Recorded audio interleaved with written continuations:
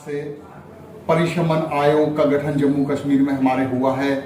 और साथ साथ चुनावी बिगुल लगभग बज गया है। तो उसके मद्देनजर यहाँ पंच सरपंचों की पिछले कार्यकाल में काफी हद तक उनकी हत्याएं की गई हैं आतंकवादियों द्वारा और लगातार पंच सरपंचों को जो है थ्रेड आ रही है, धमकियां आ रही हैं बराबर। तो उनकी सुरक्षा का एक गंभीर मसला है जो समय समय पर पिछले 7-8 साल से मैं उठाता चला आ रहा हूं। हमारी केंद्र सरकार को, माननीय मोदी जी को इनकी सुरक्षा पुख्ता करने की बड़ी आवश्यकता है और जब तक इनकी सुरक्षा का इंतजाम नहीं हो जाता उससे पहले चुनाव का ऐलान करना भी बेईमानी होगी। आज हमारे कश्मीरी पंडित, हमारे पंच सरपंच, कई बेगुनाह सरपंच मारे गए हैं। उसके साथ साथ हमारे कितने ही कॉर्पोरेटर आतंकवादियों की गोली का शिकार हुए हैं। तो और हमारे कई हिंदूवादी नेता परिहार बंधु आतंकवादियों की आतंकवाद का शिकार हुए हैं, उसकी गोलियों का शिकार हुए हैं।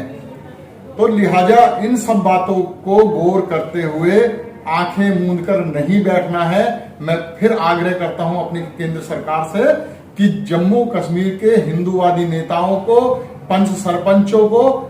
जल्द से जल्द सुरक्षा मुहैया कराई जाए और उसके साथ साथ पीओके के अंदर 49-50 जो सीटें हैं जो पाकिस्तान के कब्जे में हैं, परिशमन आयोग से मैं कहना चाहूंगा कि उन सीटों का भी उल्लेख किया जाए और उन पे भी जल्द ही भारत सरकार और हमारे मोदी जी के जो निर्णय है कि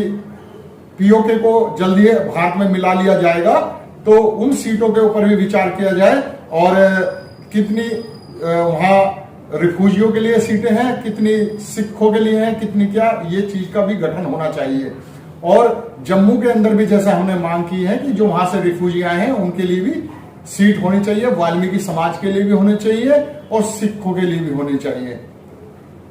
आज ये जम्मू कश्मीर जो है एक गुलदस्ता है, इसमें सभी वर्ग के लोगों का योगदान है और सभी का है, इसलिए उन सबको मद्देनजर रखते हुए किसी भी समाज को